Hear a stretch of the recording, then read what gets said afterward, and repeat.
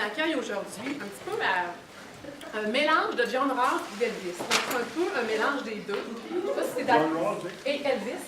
Elvis? Je pense que c'est... Pourvu que ce ne soit pas de gâteau. Pas Elvis, Graton, OK. Donc, c'est un philosophe engagé qu'on va voir aujourd'hui. Souvent, on voit des philosophes et on se dit, bien, finalement, est-ce que ça débouche dans le concret, dans l'action? Je pense qu'on a un exemple d'une personne ici qui parle, mais qui fait quelque chose aussi. Donc, un philosophe engagé, il participe au débat public, en fait, depuis des années. Moi, quand je pense à Michel Simon, je pense à des idées de reconnaissance, d'égalité des chances, de bien commun, de collectivité. Et on le voit, on lit un petit peu partout sur les questions qui touchent la souveraineté du Québec. Donc, c'est vraiment... il a écrit des livres en 1999 sur la nation en question. En 2001, le pari de la démesure. 2001, aussi Intransigeance canadienne face au Québec. Il a participé à la lutte contre la hausse des droits de scolarité universitaire décrétés par le Parti libéral du Québec. Son dernier ouvrage pour une idée de l'université, la question de l'accessibilité aux études supérieures. Donc, il y a vraiment, c'est quelqu'un qui participe au débat ici. Mais aujourd'hui, il vient nous parler beaucoup de la reconnaissance politique des peuples. Donc, c'est vraiment une question, un philosophe qui s'intéresse à une question. Qu'est-ce qu'un peuple? Donc, c'est vraiment la question d'aujourd'hui.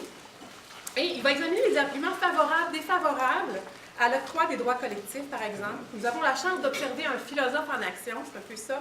Il va tenter de clarifier le sens du concept de nation. Il prendra position, finalement, il va argumenter son propos, mais il sera toujours ouvert au débat public. Je pense que c'est quelqu'un qui n'est pas fermé, qui est accessible et qui veut discuter avec les gens qui sont ici. Donc, quand je suis quelqu'un d'accessible, soyez pas gênés de poser des questions. Je vous le dis, les grandes personnes que moi je rencontre, c'est souvent des gens hyper accessibles et très simples. Donc, on a vraiment une personne comme ça avec nous. Donc, au nom du Collège Mérisy, du département de philosophie, bien, merci Michel Simon d'avoir accepté l'invitation. C'est un plaisir d'en apprendre un petit peu plus en votre compagnie. Donc, merci.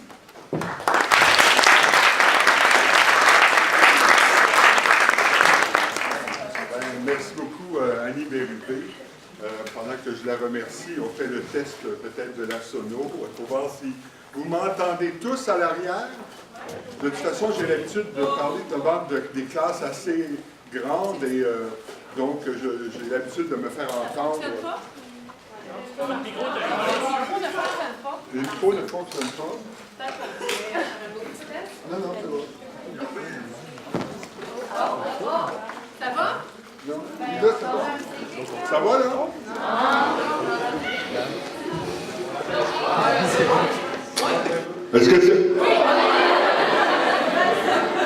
Est-ce que c'est beau? Là, maintenant, je m'entends moi-même, alors je vais essayer de parler sur ce ton-là constamment.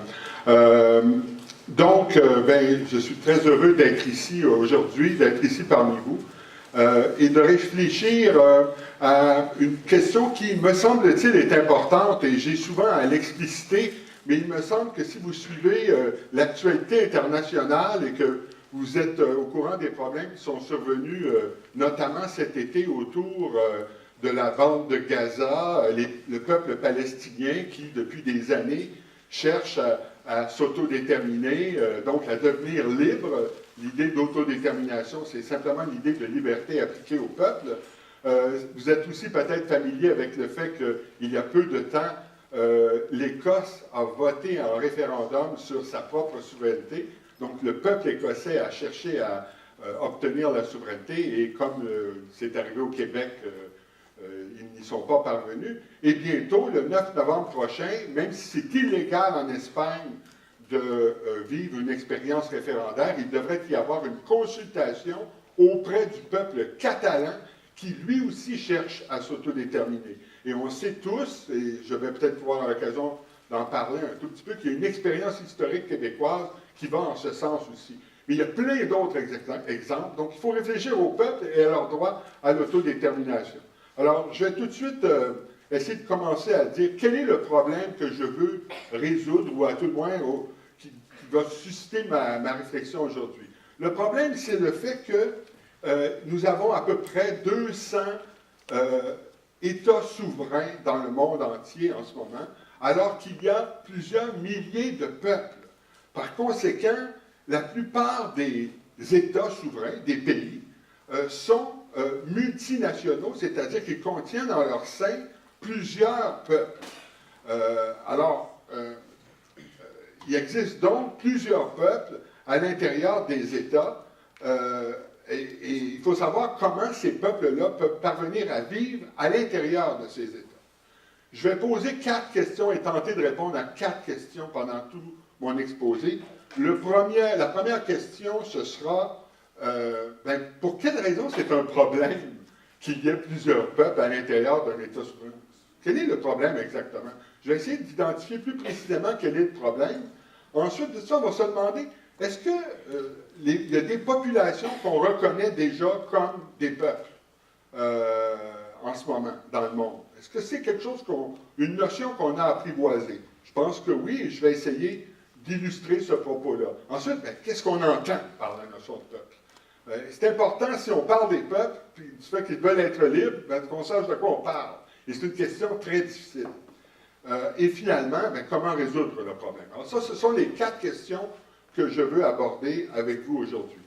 Alors, commençons par la première. Quel est le problème? Le problème est que vous ne pouvez pas demander à un peuple de renoncer à être un État souverain, à être un pays, et en plus de renoncer à ne pas être reconnu à l'intérieur de ce pays. Ça crée une injustice. Vous auriez des peuples qui auraient leur propre pays, et qui, parce que ces peuples ont leur propre pays, sont reconnus internationalement par la communauté internationale. Donc, ils bénéficient de la reconnaissance et d'un pays. Et vous auriez à l'intérieur de cet État des peuples qui, eux, n'ont pas un pays et qui, en plus, ne sont pas reconnus. Alors là, il y a une injustice dans la mesure où tous les peuples devraient être traités de manière égale. Il faudrait qu'on parvienne à tenir compte de ces peuples-là qui n'ont pas leur propre État. Et l'argument commence comme suit: les peuples ont besoin d'être reconnus. On peut déjà critiquer ça, ça peut être problématique. Prenez les personnes. Les personnes ont besoin d'être reconnues dans leur vie. Dans leur vie privée, avec les personnes qui leur sont proches, ils bénéficient d'une relation amoureuse, de liens affectifs avec les personnes qui leur sont proches. C'est très important d'être reconnu par tes proches et d'être aimé par tes proches. Ça procure un sentiment de confiance en soi que de profiter de ça. Les personnes ont besoin aussi d'être reconnues dans la société comme des citoyens à part entière, des citoyens égaux, et les systèmes légaux, les chartes des droits et libertés fournissent à toutes les personnes une certaine reconnaissance.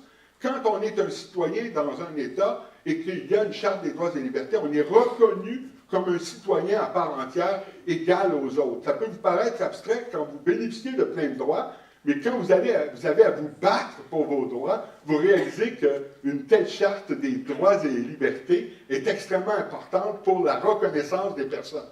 Et vous êtes aussi, quand vous êtes une personne, vous avez besoin d'être reconnu dans la sphère du travail, par exemple. La contribution spécifique que vous pouvez faire à la société est quelque chose d'extrêmement important pour nous valoriser nous-mêmes dans l'apport distinctif qu'on peut faire par rapport aux autres citoyens. Alors, on s'en rend peut-être pas compte, mais on a besoin dans notre vie d'être reconnu par nos intimes, par une charte des droits et libertés et dans le domaine du travail. Eh bien, il en va de même pour les peuples. C'est tellement le cas que, c'est pas de la théorie, là, ce que je vous raconte, là, parce qu'en ce moment même, partout à travers le monde, pour devenir un État souverain, un peuple ne parviendra pas à devenir un État souverain s'il n'est pas reconnu par la communauté internationale. Pour devenir un État souverain, un peuple doit obtenir la reconnaissance de la communauté internationale. Alors, quand je vous dis que la reconnaissance est importante pour les peuples, c'est pas que j'ai bricolé une théorie tout seul chez moi, là. C'est comme ça la réalité en ce moment. Alors, si les peuples ont besoin de reconnaissance pour accéder à la souveraineté, les peuples devraient aussi avoir droit à être reconnus quand ils n'ont pas d'État souverain à l'intérieur de l'État multinational dans lequel ils se trouvent. Les peuples devraient avoir le droit d'être reconnus par l'État dans lequel ils se trouvent, même s'ils ne sont pas des États souverains. OK, alors donc ça c'est l'argument qui m'amène à dire on a besoin de reconnaissance. J'examine quand même tout de suite parce qu'un philosophe, ça remet tout en question. Alors là, j'ai donné un bel argument, mais oui, mais on peut... Pourquoi tout ça c'est un problème? Il n'y a pas de problème. Il n'y a pas de problème. Pourquoi? Il n'y a pas de problème parce qu'il suffit que tous les peuples deviennent souverains. Tu n'as pas besoin de te poser le problème. Comment on fait à l'intérieur d'un État quand on n'est pas souverain pour être reconnu? Monsieur Seymour, posez-vous pas cette question-là. C'est très simple. Il s'agit de faire en sorte que tous les peuples deviennent souverains. Alors, qu'est-ce que j'ai à dire par rapport à cette façon de dissoudre le problème? On n'a pas de problème. On va faire en sorte que tous les peuples vont devenir souverains. J'ai deux réponses. La première, c'est que ça va mettre à l'échelle internationale une instabilité comme on n'en a jamais vu. Il y a plusieurs peuples non souverains dans le monde. Si tous les peuples non souverains devenaient souverains, ça foutrait un bordel, pardonnez-moi l'expression, un bordel majeur. Prenez simplement le Canada. Vous avez au Canada, on peut dire le peuple canadien, l'ensemble des citoyens canadiens, mais en son sein, il y a d'autres peuples. Il y a le peuple québécois, bien sûr, mais aussi il y a le peuple acadien, d'accord, mais il y a entre 50 et 80 peuples autochtones qui rassemblent les 600 bandes autochtones qu'on trouve partout au Canada et qui forment une population d'1 million au total. La taille moyenne d'un peuple autochtone, c'est 10 000 personnes. Vous imaginez? On aurait alors, au lieu du Canada, entre, disons, 53 et 55 pays, peut-être même 80, 83 pays. Alors ça, c'est juste pour le Canada, une population de 30 millions. Je n'ose même pas considérer ce qui se passerait en Inde, au Nigeria, en Chine, dans plein de pays qui sont composés de multiples ethnicités. Alors donc, il y a une telle instabilité à l'échelle internationale qui serait causée par le fait que tous les peuples aient leur État, qu'il ne faut pas envisager ça. Mais, encore là, remettons ça en question. On va dire, ah là, vous chipotez. C'est un beau principe, il faudrait que tous les peuples aient leur propre État. On va dire que j'accepte que tous les peuples peuvent avoir leur État. Mais avant que ça arrive, beaucoup d'eau va couler sous les ponts. Je veux dire, si dans le prochain siècle, on passe de 200 États souverains à 400 États souverains, c'est un chambardement majeur. Mais on va dire qu'on réussit d'ici un siècle à passer à 400 États souverains. Il va rester malgré tout plusieurs milliers de peuples encore qui ne sont pas souverains. Donc, pour au moins 100 ans, là, vous avez votre problème de gérer des peuples sans État à l'intérieur des États, même si l'idéal devrait être accepté que tous les peuples accèdent à la souveraineté. Donc, c'est une question réelle, c'est un problème réel, donc je poursuis, je vais vite, mais je poursuis en me disant, j'ai réglé ce problème-là, on est en face d'un vrai problème. Donc, l'idéal n'est pas sur le point d'être réalisé si on accepte l'idéal. Par conséquent, le problème demeure. OK, alors, malgré tout, on peut servir 3 objections. Pas besoin de s'intéresser, de se préoccuper par la question de la reconnaissance des peuples sans État. C'est une autre façon de dissoudre la question. Moi, je dis, il y a un problème, il y a des peuples qui ont besoin d'être reconnus, puis il faut qu'on essaie de réfléchir à la façon par laquelle on les reconnaîtrait. Mais alors là, ici, voilà des objections qui disent on ne doit pas les reconnaître. La première critique que j'ai eue tantôt, c'est oui, on n'a pas besoin de ce problème-là parce que tous les peuples vont devenir souverains. Là, maintenant, on dit non, les peuples ne vont pas tous devenir souverains, c'est vrai, mais on n'a pas à les reconnaître. Et la première raison, c'est qu'on fait la distinction entre les peuples civiques et les peuples ethniques. Un peuple civique, c'est un pays. Et peu importe l'origine ethnique des gens qui se trouvent dans ce pays, c'est tous des citoyens de ce pays. Et alors donc, il n'y a pas de discrimination sur la base de l'origine ethnique. Par conséquent, c'est très noble un concept de peuple civique. Un peuple civique, c'est un pays avec plein de citoyens de différentes origines. Donc, c'est tout à fait correct, ça. Alors que les peuples qui ne sont pas des États souverains, on va dire, ben, c'est l'autre catégorie, c'est des peuples ethniques. Et les peuples ethniques, c'est des peuples qui sont fondés sur l'origine ethnique. Et on trouve ça problématique de dire on va parler des gens en fonction de leur origine ethnique. C'est problématique, par conséquent, un peuple ethnique, mais on n'a pas à reconnaître alors les peuples ethniques. Donc, on n'a pas besoin de se poser la question comment on va faire pour reconnaître les peuples. On ne doit pas les reconnaître, les peuples. Et on ne doit pas les reconnaître parce que on distingue entre les concepts de peuples civiques, des pays, et les peuples ethniques, basés sur l'origine ethnique. Or, les peuples sans État sont des peuples ethniques, donc ils ne doivent pas être reconnus, donc on n'a pas notre problème. Qu'est-ce que je réponds à ça? J'ai une réponse. Les peuples ethniques, premièrement, peuvent être légitimes. C'est-à-dire, il y a des peuples autochtones qui se représentent eux-mêmes, composés d'individus qui croient partager la même origine ethnique. Okay? Ils se représentent eux-mêmes comme ayant la même origine ancestrale. Donc, il y a des peuples qui sont ethniques, effectivement. Mais ces peuples-là ne sont pas agressifs. Ces peuples-là ne sont pas nécessairement en train d'appliquer de la discrimination. Ces peuples-là ne sont pas violents. Donc, il y a des peuples ethniques qui ne sont pas du tout violents et qui méritent peut-être la reconnaissance. Donc, ce n'est pas parce qu'on est un peuple fondé sur l'origine ethnique qu'il faut automatiquement dire que c'est mal. Deuxièmement, il y a plusieurs peuples qui n'ont pas d'État souverain, donc c'est des peuples sans État, mais néanmoins, c'est des peuples multi-ethniques, d'origine ethnique différente, d'origine ancestrale différente, et même multiculturels, d'origine culturelle différente, parce qu'ils ont accueilli des gens issus de l'immigration et que ça fait une diversité culturelle. Et le peuple est caractérisé par une diversité culturelle. Et on prend l'exemple du Québec, par exemple, le peuple québécois a une diversité culturelle accrue de plus en plus. Il y a à peu près 12% de gens au Québec qui sont nés ailleurs qu'au Québec, qui viennent de l'étranger. Donc, une diversité culturelle accrue. Il y a d'autres peuples qui sont encore même plus caractérisés par une diversité ethnique, même s'ils ne sont pas souverains. Donc, c'est pas vrai de dire que tous les peuples qui ne sont pas souverains sont des peuples qu'on reconnaît sur la base de l'origine ethnique.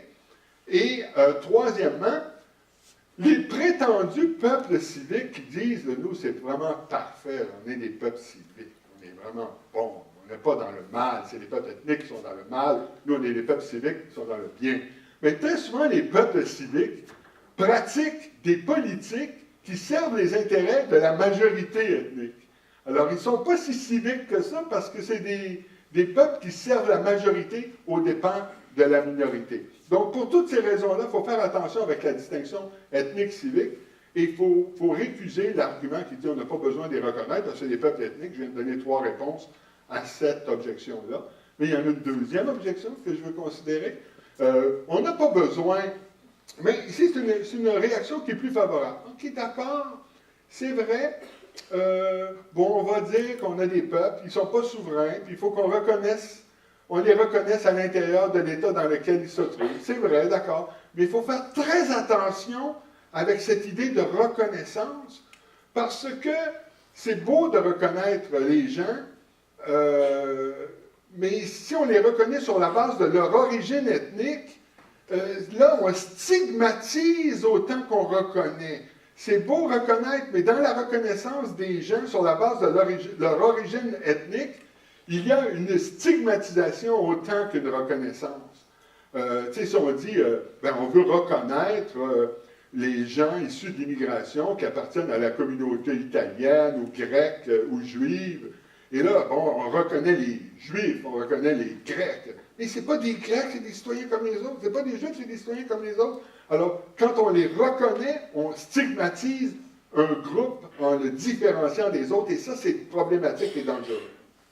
Ce serait ça l'argument, ici, qui est un peu plus soft, un peu moins agressif, mais qui encore dit qu'il faut faire attention avec les politiques de la reconnaissance. Mais moi, ce que je dis, c'est que la stigmatisation la plus importante, c'est d'imposer un carcan à tout le monde et de penser tout en termes de la distinction entre ethnique et civique. Et si vous observez dans le deuxième argument, même s'il est moins agressif, on a encore fait intervenir la prémisse que s'il s'agit de reconnaître les peuples qui n'ont pas d'État, ça veut dire qu'on doit reconnaître les peuples sur la base de l'origine ethnique, l'origine ancestrale des gens. Et donc, un peu sur la base du sang. Donc, il y a un problème à ça, pense-t-on, mais s'il y a un problème à ça, c'est parce qu'on choisit de dire que si on va reconnaître un peuple qui n'a pas d'État souverain, ce qu'on va reconnaître, c'est un peuple sur la base de l'origine ethnique. C'est présupposé dans l'argument encore que si on reconnaît, c'est sur la base de l'origine ethnique. Or, comme je l'ai dit, tout d'abord, c'est pas grave pour certains peuples ethniques, et deuxièmement, il y a des peuples qui ne sont pas ethniquement homogènes, qui sont des peuples multi-ethniques et multiculturels. Donc, avec les mêmes arguments, je peux, jusqu'à un certain point, répondre à cette deuxième objection. Et la troisième objection, c'est dans un sens qu'on peut... Il n'y en a pas d'autre après, là. Après, on va dire, hey, il y a un problème. J'aurais, à mon avis, fait la démonstration et répondre à la première question. Il y a vraiment un problème. La troisième objection consiste à dire, c'est bien beau reconnaître, mais si on force les gens à être reconnus, ils vont être reconnus en reconnaissant leurs droits collectifs à ces peuples-là. Et les reconnaître, on va les faire entrer alors dans le système légal de l'État dans lequel ils se trouvent. Et très souvent, forcer les peuples à être reconnus dans le système légal, c'est un système légal qui a été fait pour la majorité. Donc, c'est bien beau d'être reconnu, mais si on est reconnu dans un système légal qui est injuste, ça ne résout pas le problème, donc il ne faut pas de la reconnaissance. Ce serait ça l'autre argument. Donc, pas de reconnaissance, parce que être reconnu, c'est être reconnu dans un système légal, et très souvent, le système légal a été fait pour la majorité. Prenez par exemple un système d'apartheid. En Afrique du Sud, il y avait un système d'apartheid. On reconnaissait les Noirs en Afrique du Sud, mais on les reconnaissait sur un mode de discrimination raciale. Donc, on peut faire entrer par une reconnaissance les gens dans un système légal, mais créer un système qui est carrément, structurellement injuste pour cette population. Alors, ça peut aller à l'encontre de la liberté des peuples, ça peut aller à l'encontre de l'autodétermination. Et là, la réponse à ça, quand on dit reconnaître, c'est notamment permettre à un peuple de se doter de sa constitution. Et si on lui permet de se doter de sa constitution, on lui permet de se doter de son propre système légal. Ainsi, pour reconnaître, par exemple, les peuples autochtones au Canada, on a très souvent, on dit, un autre ordre de légalité. Il y a un système légal autochtone qu'on leur reconnaît. Donc, reconnaître implique que tu as le droit de te donner ta constitution, et cela implique que tu as le droit de te doter de ton système légal. Et donc, si on comprend les choses de cette façon, il n'y a pas de danger de forcer les peuples dans un système légal injuste. Bon. Ouf. Passons à ma deuxième question. Est-ce que je réponds aux questions tout de suite? Vous voulez, juste une question de compréhension? Oui. Par rapport à ton système légal, tu disais que, si je comprends le sens de ce que vous dites, vous parlez que les peuples autochtones au Canada, de par le système légal, auraient le droit de se doter de sa propre constitution. Oui. Pourtant, dans le système actuel des choses, c'est pas le cas. Aucune communauté autochtone n'a réussi à se faire sa propre constitution, malgré qu'ils ont essayé depuis les 60 dernières années. Oui. C'est pourquoi, là, vous avez un philosophe devant vous. Il y a des choses que je prétends être factuelles, et il y a des choses qui sont ce qui devrait être fait. Et par exemple, je vais en parler tantôt, en 2007, il y a une déclaration qui a été signée par, au départ, 146 pays, je crois, et maintenant 150, mais le Canada avait refusé de signer dans un premier temps, il a accepté après. C'est tout un système qui implique l'autodétermination des peuples autochtones. Donc, c'est un vrai gros progrès. Et un système légal autochtone, à mon avis, doit être autorisé. Ça ne l'est pas, vous avez tout à fait raison. Dans les faits, ça ne l'est pas. Mais quand je dis qu'il faut ça, ça serait pour répondre à l'objection que... Parce qu'en ce moment, effectivement, si on reconnaît les peuples autochtones dans le système légal, c'est quoi ce système légal? Il est totalement injuste. C'est quoi ce système légal? C'est la loi des Indiens. C'est un rapport tutélaire de l'État fédéral qui est fiduciaire des peuples autochtones. Un rapport totalement paternaliste. Et certains ont dit que, en vertu de cette loi des Indiens, on a des réserves, le système des réserves. Mais le système des réserves, c'est le système d'apartheid. Alors, effectivement, je suis sensible à l'objection. C'est beau de reconnaître, mais si c'est reconnaître, c'est pour faire entrer dans un système légal qui est injuste, c'est inacceptable. Et c'est pourquoi, pour vraiment respecter la liberté des peuples qui n'ont pas d'État souverain, on devrait leur permettre au moins de se doter de leur propre constitution interne. Et c'est ce qui s'est passé avec le peuple catalan. Je vais en dire quelques mots plus tard. Mais on va dire, là, pour le moment, ouais, on a vraiment un problème. Je pense que votre question, de toute façon, ne remet pas ça en question. Vous dites, on a peut-être un problème encore plus gros. Mais on a effectivement un vrai problème. Il y a des peuples qui n'ont pas d'État et on a probablement l'obligation de les reconnaître d'une certaine façon. On verra plus tard pourquoi. Mais on est d'accord pour dire qu'il y a un problème de reconnaissance des peuples sans État. Du moins, je procède en faisant comme si j'avais répondu aux objections en ce sens. sur 4 sujets, deuxième sujet, ben, quelles populations sont identifiées comme des peuples déjà? Là? Parce que les gens peuvent dire, ouais, mais c'est quoi un peuple? C'est dur à définir. Et c'est vrai que c'est dur à définir. Mais il faut savoir qu'il y a déjà une certaine reconnaissance des peuples, même dans le droit international. Tout d'abord, on reconnaît les peuples qui sont dotés d'États souverains. Les Nations unies accueillent en leur sein 200 peuples souverains, les peuples qui ont leur propre État, les peuples qui sont organisés en États souverains, les peuples qui ont leur propre pays. Donc la notion de peuple n'est pas problématique, et ici elle veut dire le peuple allemand, le peuple italien, le peuple français, le peuple américain, le peuple canadien, le peuple chinois, le peuple russe, allemand, britannique, et ainsi de suite. C'est des peuples qui sont dotés d'États souverains. Alors, on reconnaît ça déjà dans le droit international. Ça fait déjà 200 peuples qui sont reconnus. Donc, c'est une première admission, là, quelle que soit la gêne qu'on peut éprouver à la notion de peuple, elle est établie déjà pour au moins 200 cas. Mais on reconnaît aussi les peuples qui sont colonisés.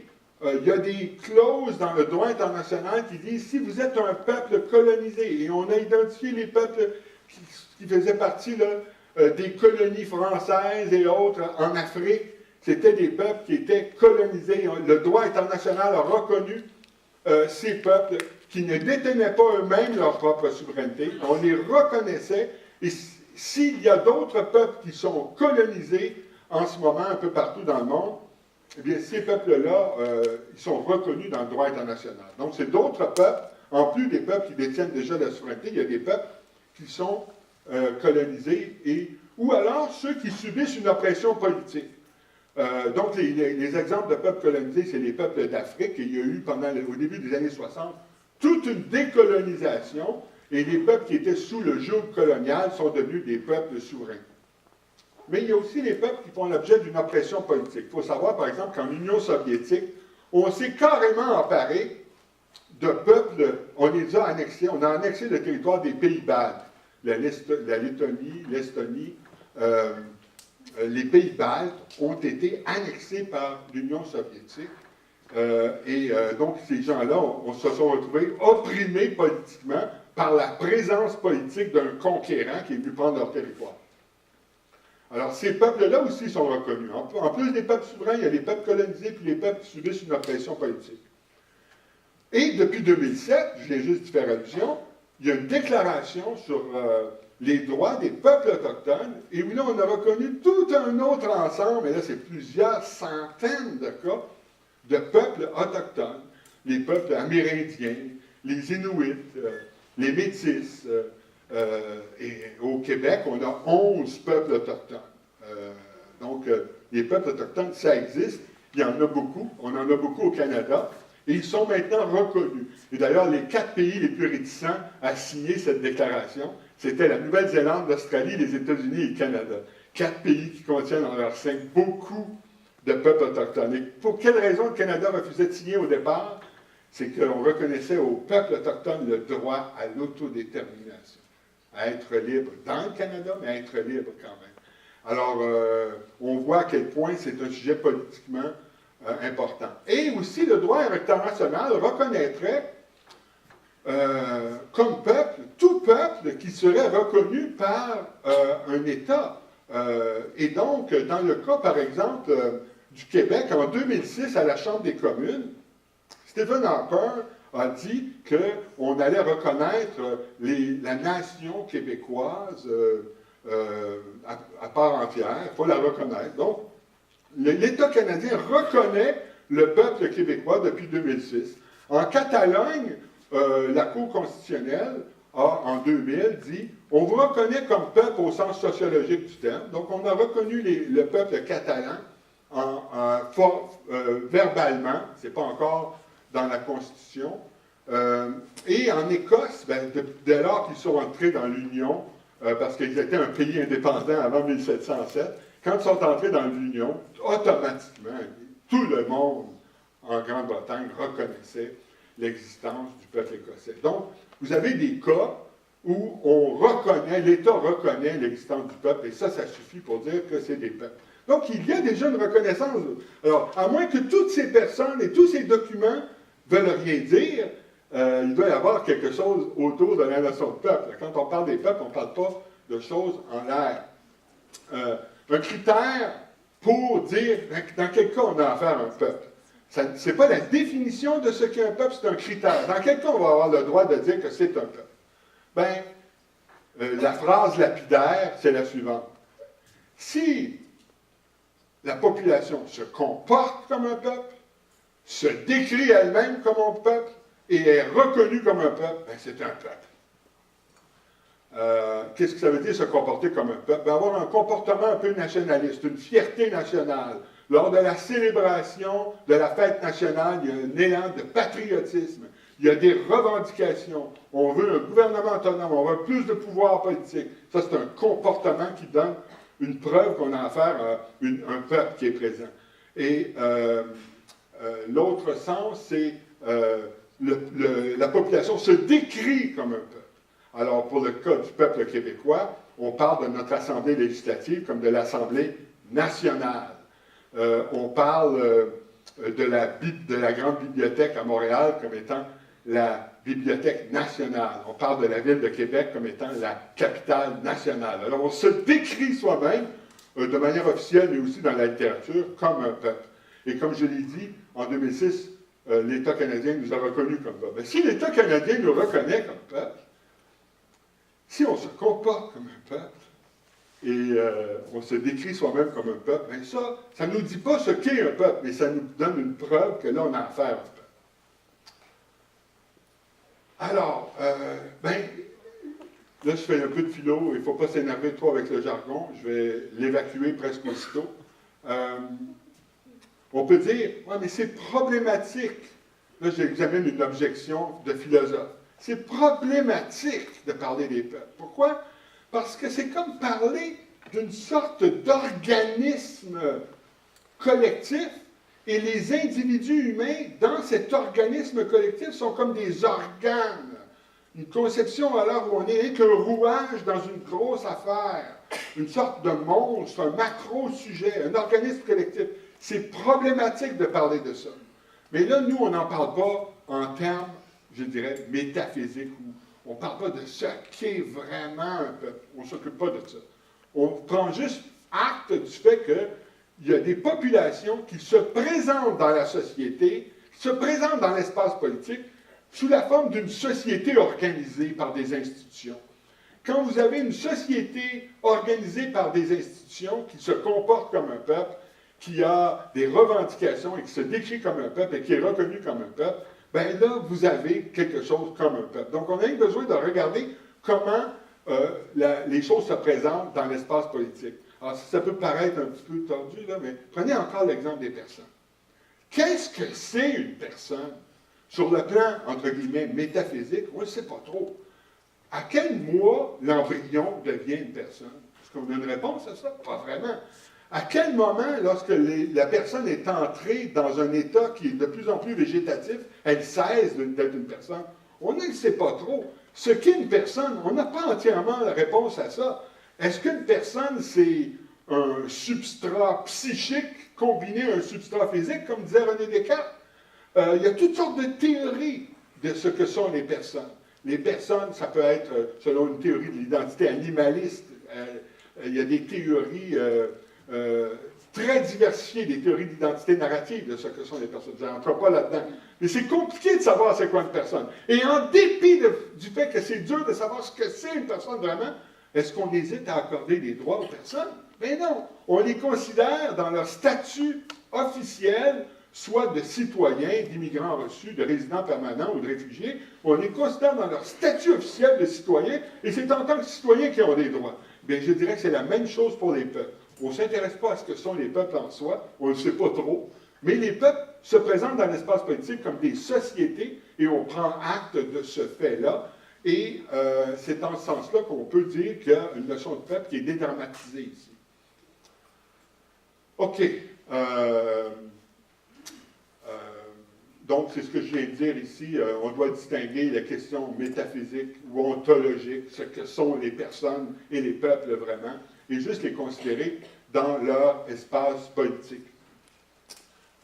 Bon, alors je passe. Là, je viens au fond de vous dire, écoutez, là, on ne sait pas trop c'est quoi un peuple, mais on a quelque chose qui est apprivoisé déjà. Le droit international reconnaît des peuples. Alors, ceux qui disent, moi, je ne sais pas c'est quoi un peuple, ça ne m'intéresse pas, mais sachez que le droit international reconnaît l'existence des peuples. Sachez que c'est des gigantesques problèmes pour les peuples qui étaient colonisés et qui se sont sortis de cet état de colonisation, les peuples qui étaient opprimés, qui se sont sortis de cet état d'oppression. Sachez qu'il y a des revendications nationales au Québec depuis plus que 100 ans, mais de manière intensive depuis 50 ans. Sachez que c'est le cas pour la Catalogne, sachez que c'est le cas pour l'Écosse, sachez que c'est le cas pour le peuple palestinien. Et je comprends qu'on ne s'intéresse malgré tout pas à la question des peuples, en dépit de tous ces faits-là. Mais si on s'intéresse à la réalité internationale, on ne peut pas évacuer la question des peuples. Bon, alors, c'est apprivoisé déjà, mais quand même, ça ne nous empêche pas d'avoir à essayer de définir c'est quoi un peuple. Et avant même d'aller plus loin, on peut s'intéresser à la question de savoir quelle est la distinction entre peuple et nation.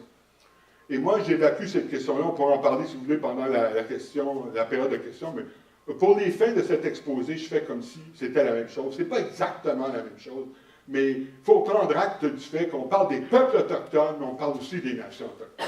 On parle du peuple québécois, mais on parle aussi de la nation québécoise. On parle des peuples, mais on parle de conscience nationale. On parle du peuple canadien, du peuple américain, du peuple français et du peuple italien, mais ces peuples-là se réunissent aux Nations Unies. Alors là, à un moment donné, on peut jouer dans le pointillisme, puis essayer de distinguer les peuples des nations. On peut dire que les peuples, c'est des populations, et que les nations, c'est des populations avec leur identité institutionnelle, mais ce n'est pas pour les fins de cet exposé une distinction qui est importante. Mais comment définir la notion de peuple quand même? On reste pris avec ce problème. Alors, à mon avis, la raison pour laquelle c'est presque impossible de définir ce qu'est un peuple, et plein d'auteurs se sont cassés les dents à essayer de définir c'est quoi un peuple, la raison pour laquelle c'est pas possible, c'est qu'il n'y a pas une telle chose que la définition du peuple. Il y a plusieurs usages du mot peuple, parce qu'il y a plusieurs sortes de peuples. Puis pourquoi il y a plusieurs sortes de peuples? C'est parce que les gens ont une conscience nationale qui peut varier d'une population à l'autre. Alors donc, je vais très brièvement parler de 7 sortes de peuples. Il y en a peut-être plus que 7. Ça ne me pose aucun problème. J'ai dit qu'il y a beaucoup de sortes de peuples. J'en mentionne 7. Si vous me dites qu'il y en a 12, parfait. Je ne me sens pas pris en défaut. Ça veut juste dire qu'on a raison de distinguer plusieurs sortes de peuples. Ça dépend de la conscience nationale des gens qui peut varier. Alors, il va y avoir des peuples ethniques, des peuples culturels, des peuples civiques, des peuples sociopolitiques, des peuples diasporiques, les peuples multisociétaux et les peuples multiterritoriaux. Alors, c'est le moment austère de cet exposé. Je vais aller un peu rapidement sur ces définitions. Les peuples ethniques, c'est justement ce dont on a parlé tantôt, une population qui se considère comme membre d'un peuple ethnique, elle va se considérer telle si elle se conçoit comme appartenant à une population qui partage une même origine ancestrale et qui n'a pas de gouvernement autonome, puis pas d'État souverain, et qui est entièrement situé à l'intérieur d'un État souverain. Alors, il y a que quelques peuples autochtones qui sont dans cette situation. Pas tous les peuples autochtones qui sont dans cette situation. On va voir. Les peuples culturels, ça, c'est des gens qui se décrivent eux-mêmes comme appartenant à une population qui est multiethnique, c'est-à-dire composée de gens qui ont différentes origines ancestrales. Mais ils ont une même culture, une même langue, des mêmes institutions, puis une même histoire, en dépit du fait qu'ils ont des origines ancestrales diversifiées. Et ils sont eux aussi entièrement contenus à l'intérieur des limites d'un État souverain.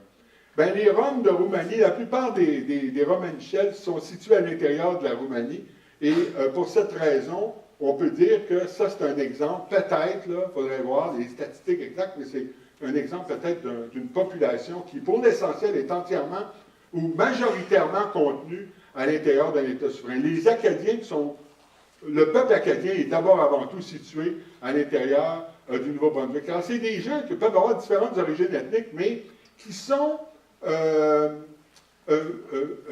malgré tout culturellement homogènes dans leur composition. Et ils n'ont pas d'État souverain, puis ils n'ont même pas de gouvernement. Les peuples civiques, ça aussi j'y ai fait allusion, c'est des peuples qui ont un État souverain, mais il n'y a qu'un peuple qui a cet État souverain. C'est un État souverain avec qu'un seul peuple. Quand le peuple se représente comme faisant partie d'une population qui a ceci en commun, que tous les membres sont des citoyens d'un État et que l'ensemble des citoyens n'appartiennent qu'à un peuple, et ça c'est un peuple civique. En Islande, au Portugal et en Corée, il n'y a pour l'essentiel qu'un seul peuple. Les peuples sociopolitiques, ça c'est intéressant parce que ça concerne précisément les cas de l'Écosse, la Catalogne et le Québec, mais aussi le Nunavut. C'est des peuples qui sont organisés en gouvernement, qui ont leur propre gouvernement, mais ce gouvernement n'est pas le gouvernement d'un État souverain, et il contient ce gouvernement-là en son sein le plus grand échantillon dans le monde de gens qui partagent la même langue, la même culture, les mêmes institutions, la même histoire.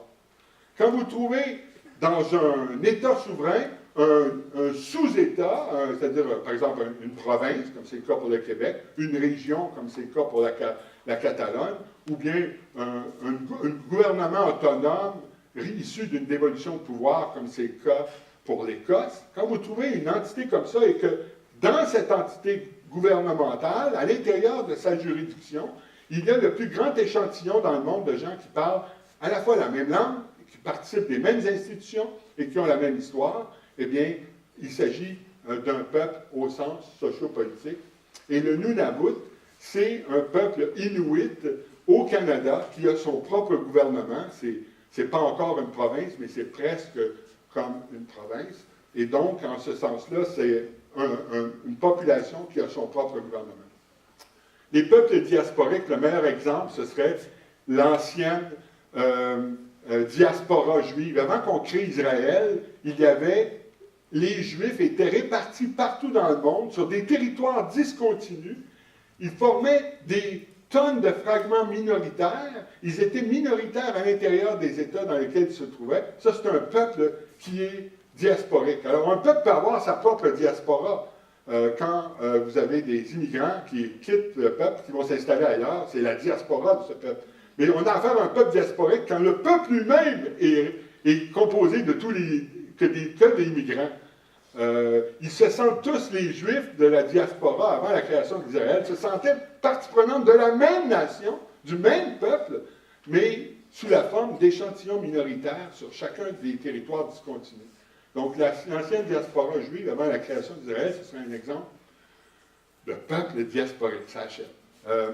Finalement, les peuples multisociétaux, bien, c'est des peuples, comme le peuple canadien, qui est composé de plusieurs peuples. C'est un peuple qui a son État souverain, qui a son propre pays, mais il sait qu'il est composé de plusieurs peuples en son sein. Le peuple canadien sait qu'il a en son sein le peuple québécois, des peuples autochtones et le peuple canadien. Le peuple espagnol sait qu'il a en son sein le peuple catalan et d'autres peuples aussi, le peuple galicien, puis le peuple basque. Le peuple britannique sait qu'il a en son sein le peuple du Pays de Galles et le peuple écossais. Donc, on fait partie d'un peuple multisociétal quand on sait qu'on a un État souverain, mais qui est composé de plusieurs peuples. Et finalement, il y a les peuples multiterritoriaux, c'est-à-dire les peuples qui sont répartis sur plusieurs territoires, mais un territoire qui est continu. Alors, le peuple kurde, dans le Kurdistan, est un exemple de ça. Les délimitations du Kurdistan ne correspondent pas à des délimitations officielles. Au contraire, il y a une partie du Kurdistan qui est en Irak, une autre qui est en Syrie, et ainsi de suite. Donc, on a un peuple qui est dans un territoire continu, pas diasporique, pas étalé sur des territoires discontinus, mais qui n'est pas souverain non plus. Un autre exemple, si on pense c'est juste sur le cas des Kurdes, non, c'est le cas des Mohawks. Les Mohawks occupent Akwesasne. Akwesasne, c'est une région non souveraine, mais qui est sur des territoires continus, comme le Québec, l'Ontario et l'État de New York. OK. Alors donc, on a 7 sortes de peuples. Pas besoin de retenir tout ça. Mais vous voyez qu'il y a une complexité, puis il y a différentes sortes de conscience nationale. Les gens se représentent leur identité nationale de différentes façons. Et c'est la raison pour laquelle on ne peut pas définir les peuples, c'est qu'il y a plusieurs sortes de peuples. Il y a plusieurs sortes de peuples parce qu'il y a plusieurs consciences nationales. En plus des peuples, il y a les fragments minoritaires de peuples. Les peuples issus de l'immigration, je les appelle, premièrement, on va dire, il y a les diasporas qui sont des fragments minoritaires de peuples, puis il y en a deux sortes, les diasporas contigus et les diasporas non contigus. Alors, qu'est-ce que c'est ça?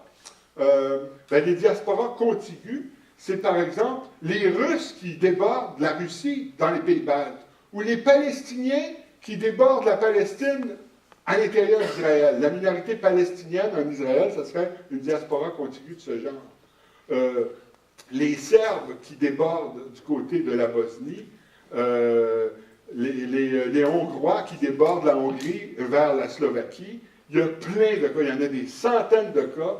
On va dire très souvent que c'est des fragments minoritaires de peuples. Ils ne constituent pas des peuples à eux-mêmes, des fragments minoritaires de peuples qui sont du mauvais côté de la frontière. La majorité se trouve de l'autre côté de la frontière, eux autres, c'est une minorité dans un autre pays.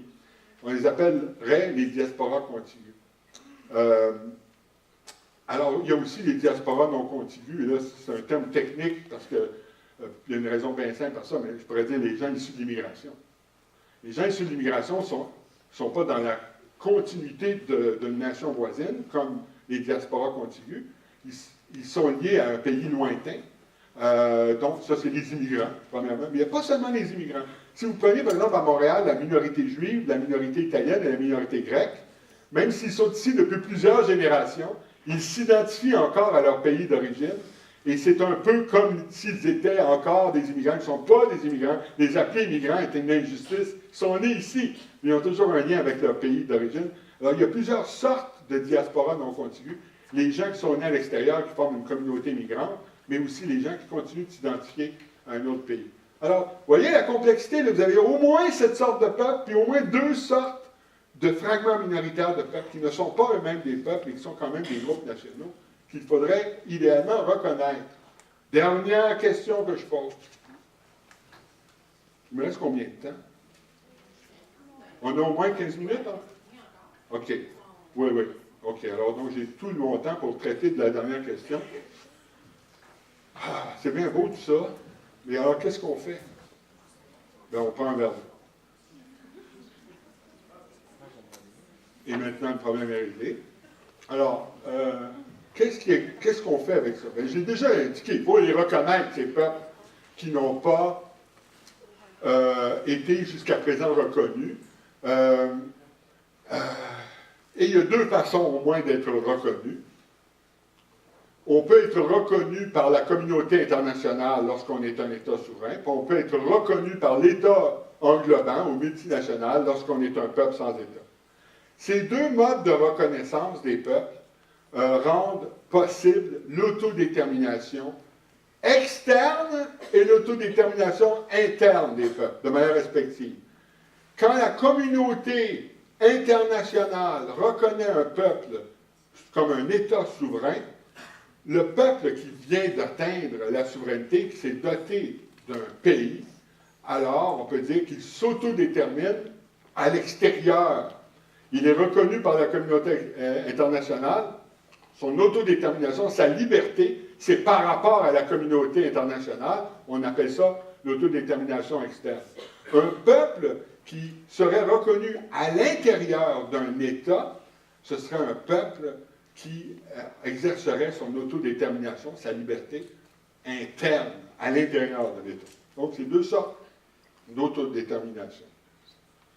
Alors, l'autodétermination externe, le droit d'autodétermination externe, ça peut être, premièrement, le droit d'avoir son propre État.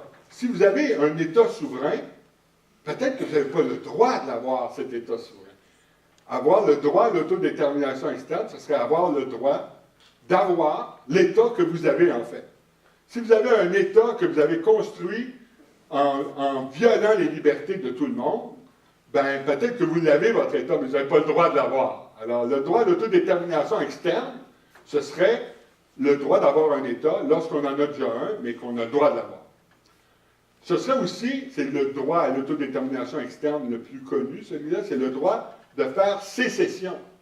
C'est-à-dire on n'a pas d'État, ce serait le droit de se doter d'un État souverain en faisant sécession du pays dans lequel on se trouve et donc en violant l'intégrité territoriale du pays dans lequel on se trouve.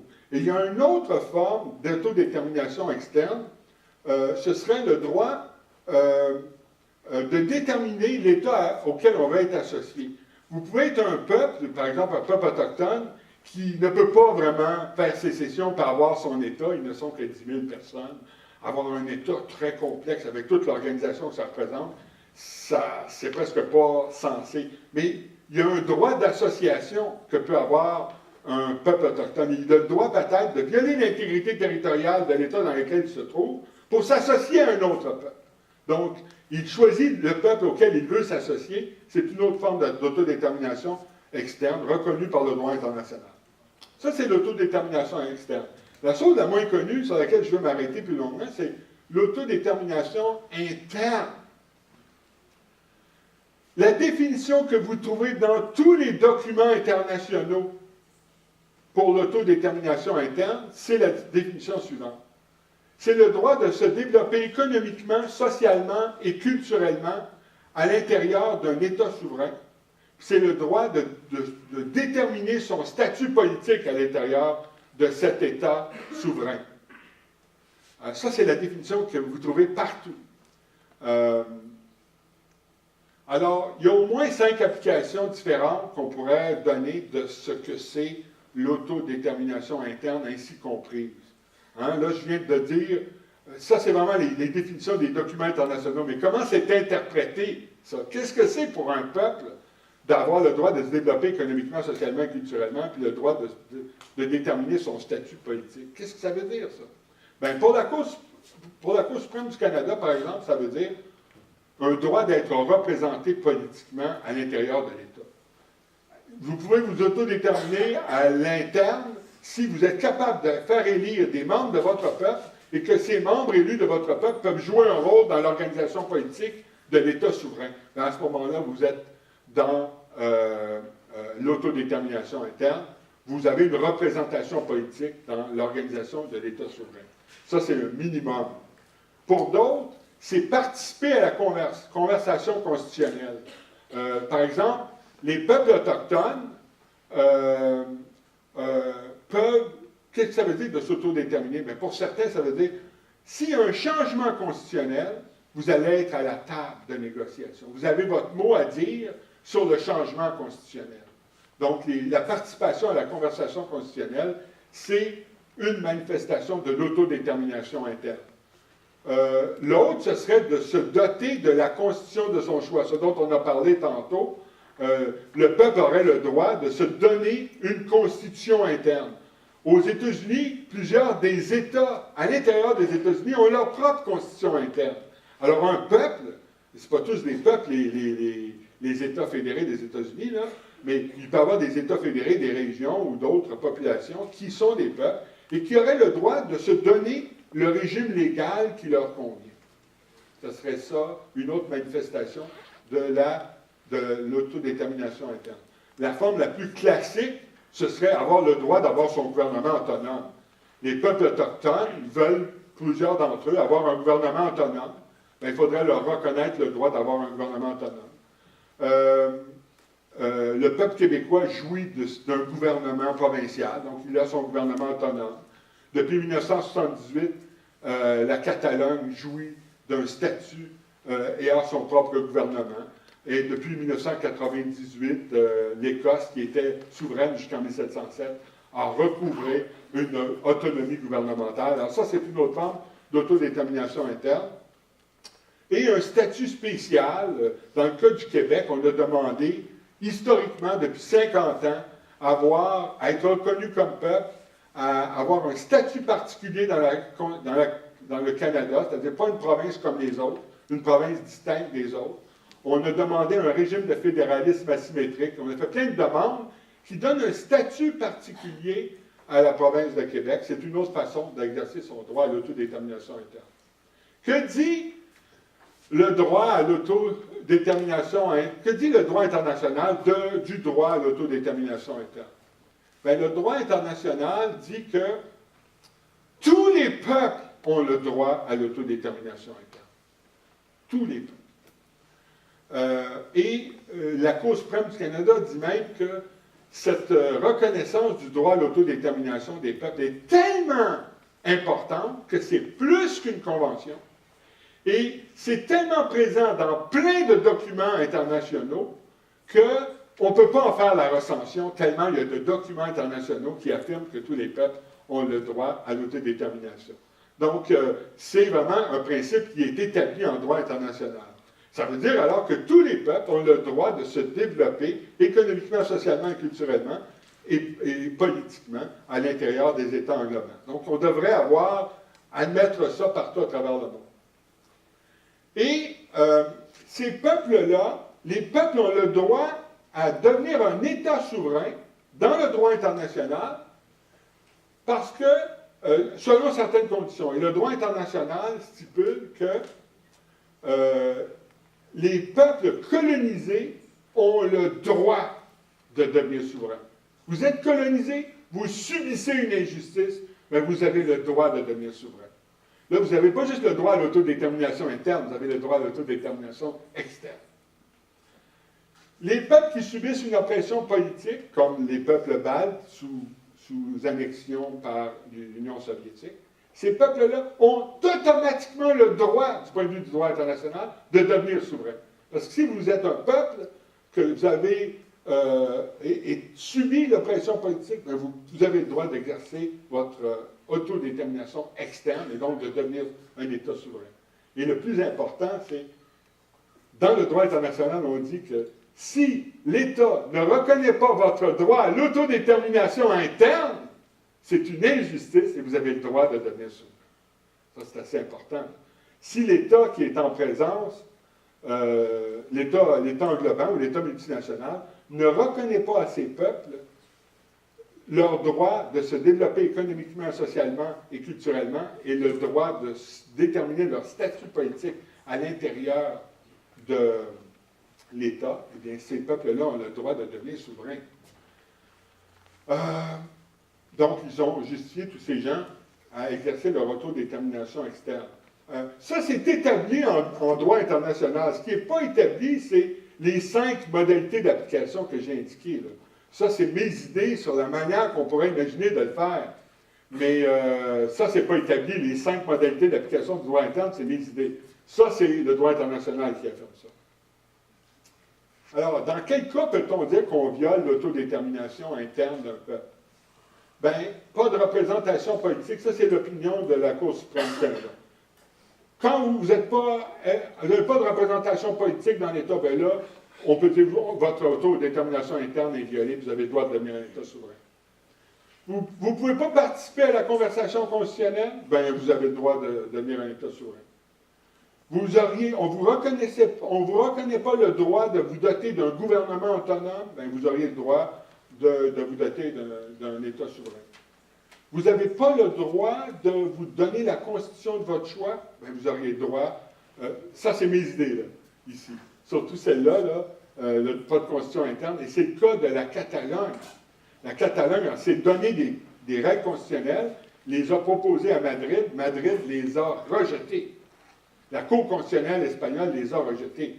Bien, on peut dire que quand on rejette votre constitution interne, bien là, vous avez une raison de faire sécession. Pas de statut particulier pour le Québec. Après 50 ans à demander d'être reconnu dans notre différence, d'être reconnu comme peuple, que la province de Québec a un statut particulier, qu'on fonctionne dans un régime de fédéralisme asymétrique, et ainsi de suite, on n'a pas obtenu ça, on refuse un statut particulier, eh bien, ça serait peut-être une justification pour faire sécession. Alors ça participe, là vraiment, je sais que je fais de la théorie, là, on va parler plus, si vous voulez, de cas concrets ensuite, mais ça fait partie d'une théorie qu'on appelle la théorie de la sécession remède, the remedial right to secede. C'est-à-dire, vous n'avez pas le droit de devenir un État souverain comme ça. Vous avez le droit de devenir un État souverain si vous subissez une injustice. Si on vous a colonisé, si on vous a opprimé, si on vous a empêché d'exercer votre autodétermination interne, dans ce cas-là, vous avez le droit d'être un État souverain. La souveraineté, c'est un remède à une injustice que vous subissez. Donc, c'est la théorie de la sécession remède. Il n'y a donc pas de droit inhérent ou primaire à faire sécession. On ne peut pas dire, moi je suis un peuple, ben, j'ai le droit alors de faire sécession, j'ai le droit d'avoir mon État. Non, il faut que vous ayez subi une injustice pour que ce soit le remède requis. Donc, la sécession comme un remède et non comme une fin en soi à laquelle tous les peuples auraient le droit. Il n'y a pas non plus un droit, cependant, pour les peuples qui ont déjà leur État. Les peuples qui ont déjà leur État n'ont pas le droit non plus d'avoir nécessairement cet État si ils colonisent, oppriment ou interdisent l'autodétermination interne de leur peuple constitutif. Dans ce cas-là, ils perdent leur droit d'avoir leur État. Donc, même si on impose aux peuples sans État des injustices pour justifier la sécession, ça ne veut pas dire qu'on a un préjugé en faveur des peuples qui sont déjà avec un État souverain. Les peuples qui ont déjà un État souverain peuvent ne pas avoir le droit d'avoir cet État souverain s'ils oppriment, s'ils colonisent ou s'ils empêchent aux peuples qui les constituent de s'autodéterminer à l'interne. Donc, un peuple a le droit de faire sécession seulement s'il est colonisé, s'il subit une oppression politique ou s'il voit son droit à l'autodétermination interne bafoué par l'État englobant. Alors, prenons l'exemple de l'Écosse. S'il s'avérait que le gouvernement de Westminster refuse, pour plusieurs Écossais, voter oui, c'était un moyen pour obtenir plus de pouvoir. Mais supposons que, comme le gouvernement britannique a dit, si vous votez non, on va vous donner plein de pouvoir. Une dévolution massive de pouvoir, puis un pouvoir de taxation. On va vous donner ça.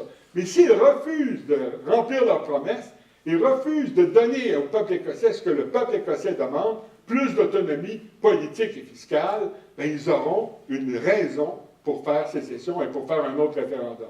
Et c'est exactement ce qu'Alex Salmond a dit. Vous nous avez promis mer et monde, vous avez dit votez non, parce que si vous votez non, le lendemain, on va vous donner plein de pouvoir à l'Écosse.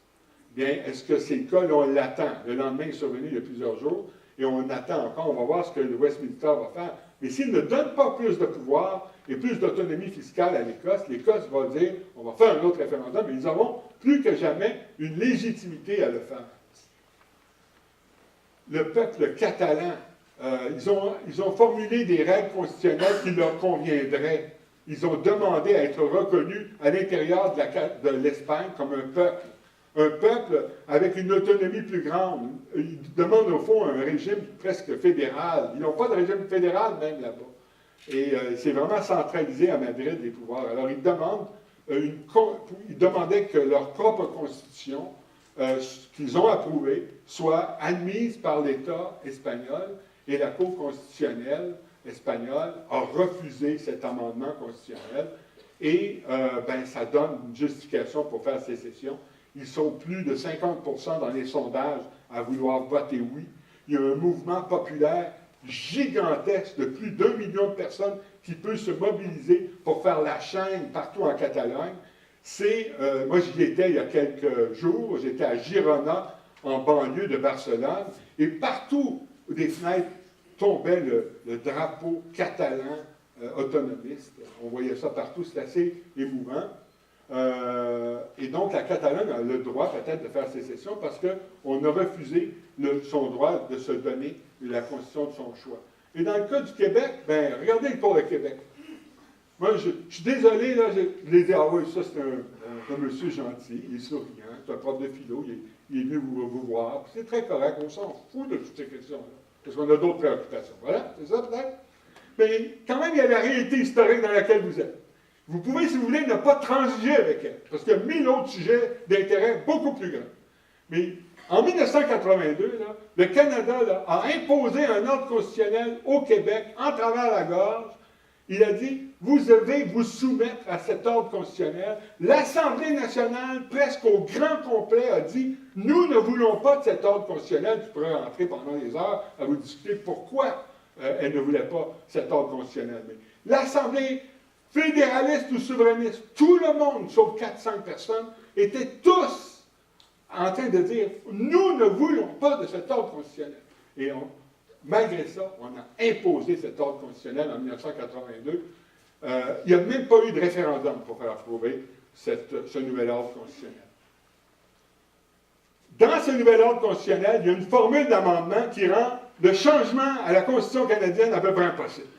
Cette formule d'amendement dit que sur certains sujets, vous pouvez avoir juste un accord bilatéral entre la province et l'État fédéral.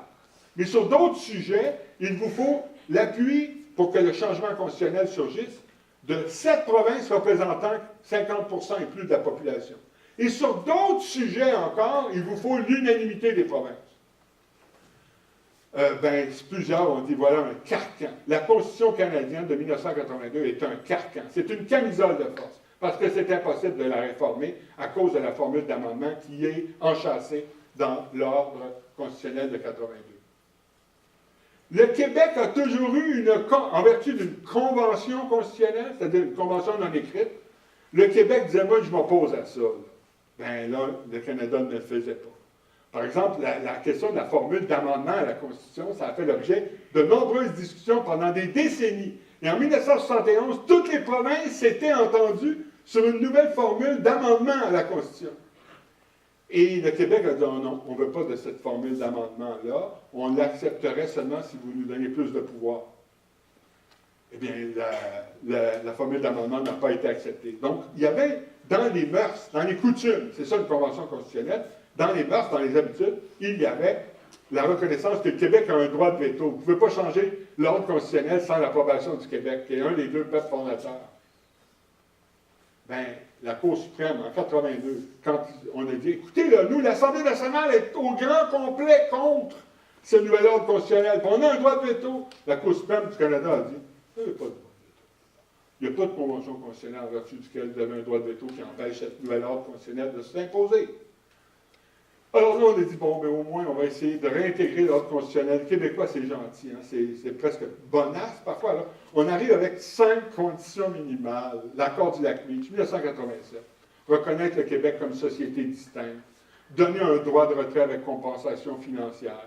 Une autonomie en matière d'immigration. Contribuer à la nomination de 3 des 9 juges. Des affaires minimales qui ne changeaient rien dans la vie des Canadiens. Bien, ces 5 conditions minimales ont été interprétés comme requérant l'unanimité de toutes les provinces. Dans un premier temps, tous les premiers ministres en 1987, les 10 premiers ministres provinciaux et le premier ministre fédéral, ils se sont tous entendus pour dire on accepte l'accord du Lac-Meach. Mais en vertu de la formule d'amendement, chaque premier ministre avait 3 ans pour faire approuver par son assemblée législative. Et 3 ans plus tard, à la dernière minute, quelque part comme le 21 juin, 1990, le débat atteignait son terme au Manitoba et il fallait le consentement unanime de l'Assemblée du Manitoba pour poursuivre le débat pour approuver l'accord du Lac-Meach. Et Elijah Harper, un autochtone, a brandi sa plume pour dire « Je n'autorise pas la poursuite du débat ». Donc, le débat ne s'est pas poursuivi et l'accord du Lac-Meach n'a pas été approuvé par le Manitoba. Et un scénario plus critique encore est survenu à Terre-Neuve. Donc, 2 provinces ont refusé d'entériner dans les assemblées législatives ce qui avait été accepté par les premiers ministres. Donc, l'accord du Lac-Meach, qui était une façon de rentrer, comme disait Brian Mulroney, le Québec dans l'ordre constitutionnel, dans l'honneur et l'enthousiasme, a été rejeté. Dans les heures qui ont suivi, vous pouvez dire ça n'a aucun intérêt parce que j'ai d'autres préoccupations. Dans les heures qui ont suivi, il y a eu, lors de la fête nationale, 250 000 personnes qui ont marché sur la rue Sherbrooke avec des drapeaux bleus, et c'était 65 % des gens qui votaient en faveur de la souveraineté. Alors, voyez-vous comment la question nationale peut titiller à l'époque. Et maintenant, je peux vous en parler tantôt dans la période de questions. Oui, mais c'est fini ces affaires, on s'en fout de ça. J'aimerais bien que cette question-là me soit formulée de cette façon. J'aurais beaucoup à dire. Mais ça, c'est arrivé. Alors là, on s'est fait imposer un ordre constitutionnel, on s'est fait dire, vous n'avez même pas le droit d'imposer votre droit de veto. Puis quand on fait une modification minimale, c'était Robert Bourassa, c'est pas un révolutionnaire, c'est Robert Bourassa qui est avec 5 conditions minimales. Elles ont été refusées, ça ne marche pas. En 1999, Le Québec est isolé, encore une fois. On impose une entente, c'est plus technique, je ne vais pas aborder ça, mais c'est l'entente cadre sur l'union sociale qui donne davantage de pouvoir à l'État fédéral de se mêler d'éducation et de santé, alors que c'est des compétences exclusives des provinces. Mais ça donne plus de pouvoir à l'État fédéral. Il y a une photo où on voit tous les premiers ministres qui sont très contents, ils sont tous en habit, ils vont retourner dans la maison après à festoyer parce qu'ils ont eu cette entente. Et vous avez au milieu Lucien Bouchard qui a son manteau, qui ne retourne pas, qui a l'air bête et qui s'en va. Le Québec, encore une fois isolé. Le Canada impose sa volonté. La loi sur la clarté, on dit, c'est nous au Canada qui allons décider si vous avez posé une question claire. C'est nous au Canada qui allons décider si vous avez une majorité suffisante. 50%, c'est peut-être pas assez. Si on discute entre nous, on va devoir discuter des frontières du Québec. On va peut-être devoir les modifier. Ça, c'est dans la loi sur la clarté de 2000. Alors, tous ces éléments ensemble nous permettent de dire, hey, le Québec, peut-il déterminer son statut politique à l'intérieur du Canada? La question se pose, n'est-ce pas? Elle se posait. Elle ne se pose peut-être plus dans vos esprits, mais elle se posait. Et si elle ne se pose plus dans vos esprits, je peux la réactiver en 2 minutes. Mais je ne vais pas le faire avant la fin de la question. Merci beaucoup.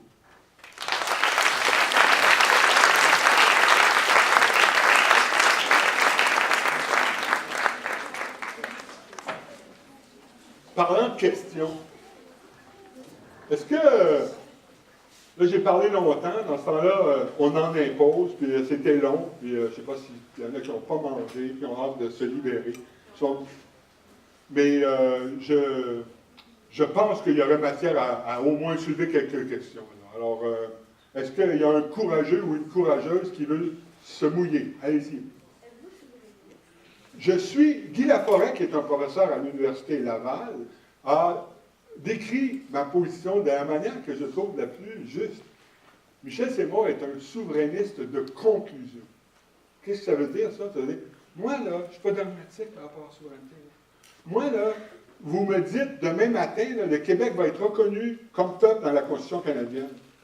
Parce qu'il est un peuple, on va accorder à la province de Québec un statut particulier. Ça ne sera pas une province égale aux autres, là.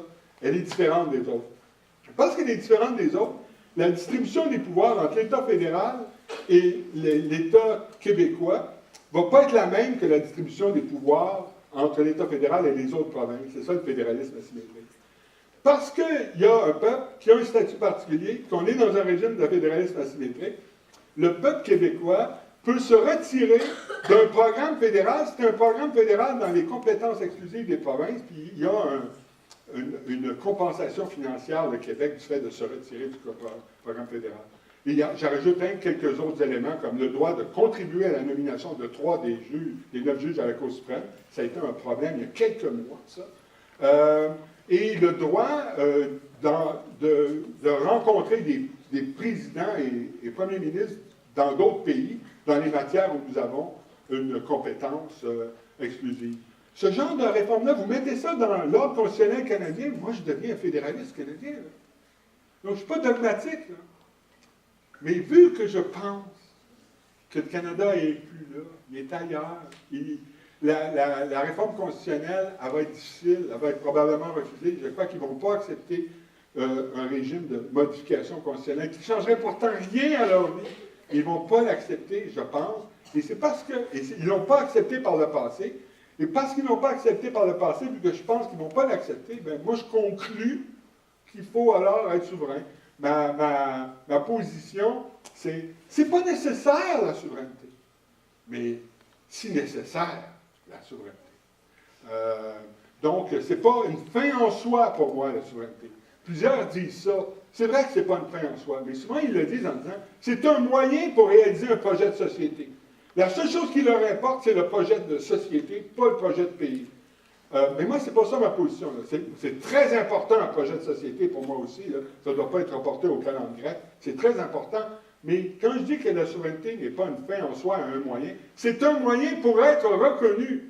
Si le peuple ne peut pas être reconnu à l'intérieur de l'État souverain du Canada, dans le cas du Québec, bien, il va essayer d'obtenir la reconnaissance à l'échelle internationale. Donc, c'est un moyen pour être reconnu. Il ne peut pas être reconnu dans le Canada. Ben, je vais essayer d'être reconnu par la communauté internationale en devenant souverain. Donc, c'est un moyen pour être reconnu. Ce n'est pas une fin en soi. Malheureusement, je dirais qu'un très grand nombre de militants souverainistes, pas la population qui vote oui, les militants souverainistes, un très grand nombre d'entre eux, la majorité d'entre eux, vivent leur souverainisme comme une foi. Vous avez la foi souverainiste ou bien vous ne l'avez pas. Et là, ça se discute pas. C'est une sorte d'idée primitive, idée de base, et vous brodez autour, mais vous ne questionnez pas ça. Moi, je conclus à la souveraineté, je conclus au fédéralisme selon la conjoncture. Je ne suis pas dogmatique en cette matière. Mais j'ai un certain âge, vénérable, avec une certaine expérience qui m'a fait tirer des conclusions. J'ai des convictions, et je vais parfois tirer des conclusions de mes convictions.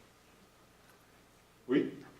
Le peuple palestinien est vraiment opprimé, puis pourtant il y a personne qui les reconnaît comme peuple, comme pour avoir un État souverain. La communauté internationale, dans de nombreuses résolutions, a reconnu le peuple palestinien.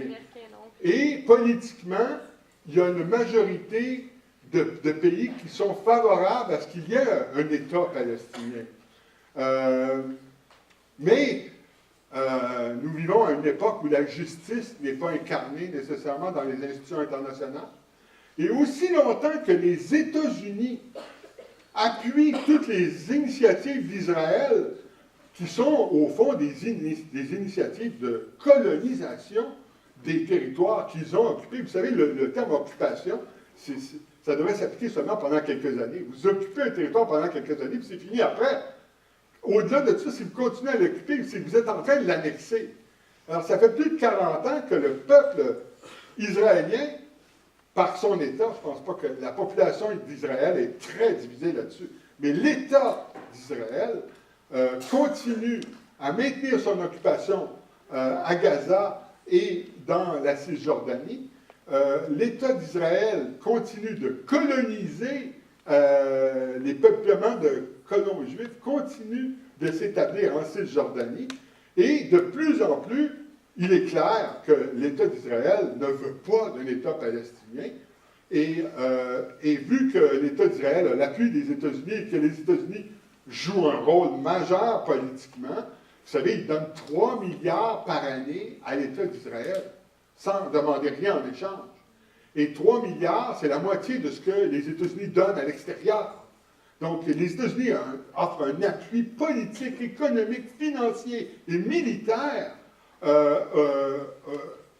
au peuple, à Israël, qui fait en sorte que, même si c'est injuste, même si l'occupation du territoire est injuste, même si les colonies de peuplement sont injustes, même si le mur qu'Israël, et quand je dis injuste, ça viole le droit international, ça viole les résolutions de l'ONU, même si le mur qu'il a érigé est illégal du point de vue du droit international et des résolutions de l'ONU, même si le blocus de la bande de Gaza est illégal du point de vue des Nations Unies et du point de vue de la Convention de Vienne, même si les répliques aux attaques du Hamas sont totalement disproportionnées et donc violent la Convention de Vienne sur le droit à la guerre, malgré tout cela, le statu quo demeure, parce qu'on n'est pas dans une société juste. Et ici, encore là, vous avez eu droit à une réflexion sur ce qui devrait être, et malheureusement pas sur ce qui est. Et ça fait en sorte, vous pouvez dire, ah oui, mais nous, ça ne nous intéresse pas, on est chanceux, on n'a pas à s'occuper de ça. Nous avons du sang sur les mains. Notre premier ministre canadien a été celui qui a le plus appuyé l'État d'Israël. Montréal a du sang sur les mains parce que autant Pratt & Whitney que Bell Hélicoptère fournissent de l'équipement militaire à Israël. On ne peut pas être neutre. On peut ne pas s'intéresser à ça, mais quand vous ne vous intéressez pas à la politique s'occupe de vous. Et si vous pensez que vous êtes à l'abri de tout ça, que vous n'avez vous êtes compromis dans rien, vous êtes partie prenante d'un pays qui s'est compromis économiquement et politiquement en faveur d'Israël, malgré le fait qu'il y a eu à peine moins d'une dizaine de civils israéliens qui ont été tués par les milliers de pétards mouillés envoyés par le Hamas. alors qu'il y a plus de 2000 personnes palestiniennes qui sont mortes à Gaza, dont plus de 400 enfants. Et ça, si on fait de ça seulement des statistiques, c'est 400 tragédies infinies pour des familles. Et il y a des dizaines de milliers de personnes qui ont été déplacées. Ça va coûter plusieurs milliards de dollars pour reconstruire. C'est une tragédie historique, illégale, injustifiée, violant toutes les conventions, les résolutions de l'ONU et le droit international. Et malgré tout, ça a eu lieu. Puis nous, si on dit on n'a pas à s'occuper de ça, nous sommes compromis dans ça. Donc, voyez-vous comment on peut se sentir obligé politiquement. Donc, je suis tout à fait d'accord avec ce que vous dites lorsque vous soulignez la tragédie de Gaza et du peuple palestinien. Oui? Pourquoi, selon vous, c'est ça qui se passe en ce moment? Pourquoi que les États-Unis décident de faire, puis que le Canada décide de participer à la pression? Dans le cas du Canada, tu sais, il faut vraiment, je suis incrédule, là, les explications sont tellement faramineuses que j'en arrive pas à le croire. Mais au Canada et aux États-Unis, c'est pas simplement le lobby juif. Le lobby juif joue un rôle plus important aux États-Unis qu'au Canada. Mais dans les deux cas, c'est pas ça la seule explication. Et c'est quoi alors l'explication? Ben, pour que ça soit crédible, j'essaie de donner un petit peu de données. En 2003, alors qu'on sait que la guerre en Irak était justifiée à cause des armes de destruction massive, on a su, c'est faux, il n'y en a pas d'armes de destruction massive. On a dit, il y a de l'uranium qui arrive d'Afrique. C'est faux, il n'y a pas d'uranium qui arrive d'Afrique. Toutes ces nouvelles-là sortent. Toutes ces nouvelles-là ressortent aux nouvelles. Tout le monde est au courant de ça. Et malgré tout, on vote encore pour George W. Bush. Comment c'est arrivé? Eh bien, il faut savoir qu'il y a un réseau d'animateurs de radio partout aux États-Unis qui disent aux gens qui ont des convictions religieuses, allez voter pour George W. Bush. On appuie Israël, puis c'est merveilleux. Puis les gens religieux, là, figurez-vous, là, j'ai rien contre les gens qui ont des convictions religieuses. Vraiment, il faut respecter ça. Mais il y en a qui ont des convictions religieuses et qui disent, là, il faut qu'on appuie Israël coûte que coûte, parce que quand ils vont définitivement s'installer en Palestine, ça le préparera pour le jugement dernier. Ça nous préparera pour le jugement dernier. Donc, dans le but d'arriver au retour de Dieu sur terre, il nous faut favoriser l'occupation du territoire par Israël. C'est comme incroyable, hein? Mais même dans le cas de Stephen Harper, avant qu'il devienne premier ministre, avant même qu'il devienne membre de Reform Party, il avait des convictions religieuses comme ça. Puis il y a une droite religieuse au Canada qui appuie l'idée qu'il faut célébrer Israël, même si c'est sur le dos des Palestiniens.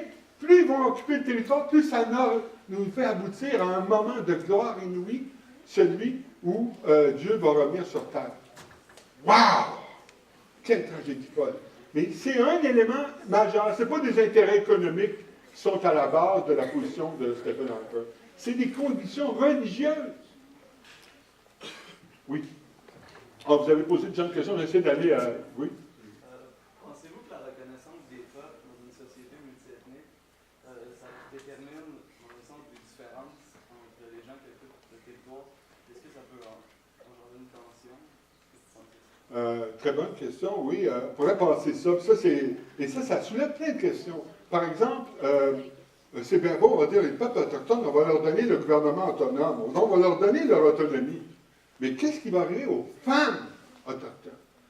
Alors, moi, je dis, on doit reconnaître le droit à l'autonomie gouvernementale, puis le droit d'avoir son système légal propre, dans la mesure où ça ne viole pas les droits et libertés de personne.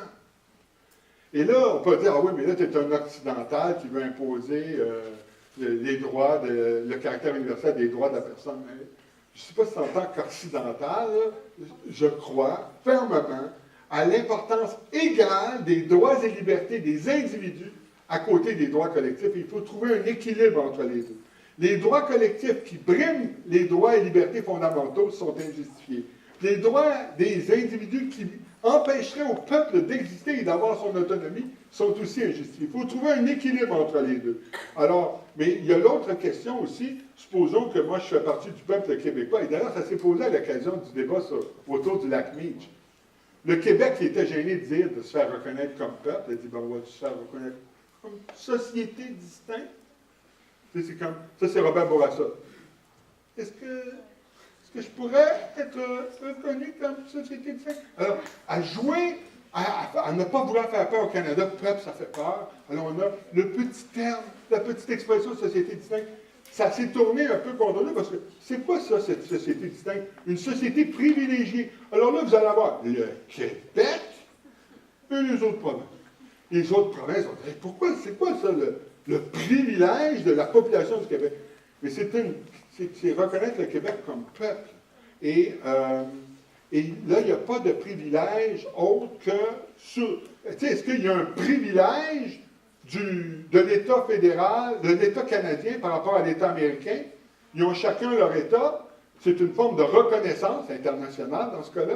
Chacun a leur État. Est-ce que c'est injuste? Chacun a leur État. Ça crée des inégalités. Dans l'espoir où tout le monde respecterait les droits et libertés individuelles, ça ne créerait pas des inégalités. Et ça ne crée pas des inégalités. On ne trouve pas que même si c'est 200 États, donc 200 reconnaissances d'États souverains, on ne dit pas, oh là là, il faut reculer, il faut arrêter de reconnaître les États souverains parce que ce n'est pas la même chose d'un État à l'autre. On accepte ça, on accepte les différences nationales, alors il faut accepter ça aussi à l'intérieur d'un pays. Il faut le gouvernement autonome. Tu sais, en ce moment, les Nisga'a ont leur gouvernement autonome. Le Nunavut a son gouvernement autonome. Le Québec a un gouvernement autonome, mais laminé de plus en plus par un État fédéral de plus en plus centralisateur. Alors, c'est insatisfaisant. Il n'a pas son statut particulier encore, il n'est pas content. Mais on a déjà des différences reconnues dans le Canada. La minorité anglo-québécoise est reconnue. La minorité franco-canadienne hors Québec est reconnue. Les minorités issues de l'immigration sont reconnues à l'article 27 de la Constitution canadienne.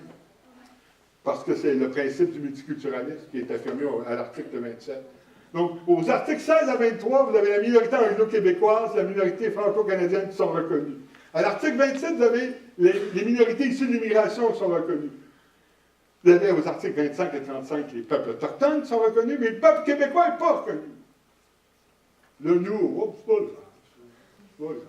On accepte tout. Quand on accepte tout, la politique fait tout ce qu'elle veut. Juste une seconde, je vais prendre une autre question qui est à l'arrière. Moi, je me demandais qu'est-ce que vous pensez des gens qui accusent le multiculturalisme d'empêcher la souveraineté au Québec? C'est un peu gros sabot, ceux qui disent ça comme ça. Il y aurait plusieurs choses à dire. Ce qui est vrai, c'est qu'il faut rappeler un peu dans l'histoire. La commission B&B, la commission sur le biculturalisme, le bilinguisme et le biculturalisme, la commission Laurando-Duncan, une commission royale d'enquête, dépose son rapport en 1964. Il y a une crise au Québec, là, puis la place du Québec dans le Canada, ça pose problème. 1964. Et on recommande alors au Canada d'adopter une politique de bilinguisme, une politique de biculturalisme. Pierre-Éliott Trudeau prend le pouvoir en 1968 et impose la politique de bilinguisme. En 1971, la politique de multiculturalisme, au lieu du biculturalisme. Trudeau ne voulait pas reconnaître le concept du Canada fondé sur deux peuples fondateurs avec deux cultures différentes. Il voulait juste reconnaître la diversité ethnique, la mosaïque culturelle du Canada. Où là, alors, le Québec semble être qu'une partie de cette mosaïque, plutôt que d'être un peuple à part entière. Donc, il est vrai qu'il y a eu une négation de la nation québécoise par la politique de multiculturalisme. Il faut distinguer entre une politique de multiculturalisme particulière, celle du Canada, et le multiculturalisme en général. On est dans la grande condamnation du multiculturalisme en général, alors qu'en fait, on est nous-mêmes, jusqu'à un certain point, respectueux de la diversité culturelle des citoyens issus de l'immigration. Du moins, on l'était jusqu'à la Charte des valeurs. On était à ce moment-là assez ouvert à la diversité. Malheureusement, je trouve que ça va à l'encontre. La Charte du PQ, elle est à l'encontre. Mais on a toujours été dans la reconnaissance de cette diversité. Et donc, pour nous, le multiculturalisme en soi n'est pas quelque chose qui est contraire à la souveraineté. Les politiques de pluralisme culturel doivent être acceptées au Québec. Le Québec, s'il est incapable de reconnaître les 11 peuples autochtones, s'il est incapable de reconnaître sa minorité anglophone, s'il est incapable de mettre en place une politique d'interculturalisme qui implique notamment qu'on respecte la diversité religieuse, et donc une politique de laïcité inclusive, s'il est incapable de reconnaître ces minorités, à ce moment-là, il n'y a, à mon avis, pas de légitimité à la souveraineté. Donc, je pense que la souveraineté requiert qu'on soit, d'une certaine façon, entre guillemets, multiculturaliste, mais c'est compatible avec le fait que le multiculturalisme canadien a nié la nation québécoise. Combien d'autres questions encore? On a jusqu'à 2 heures? OK. Je vais vous donner votre second tour de parole. Vous pouvez compter sur moi. Oui.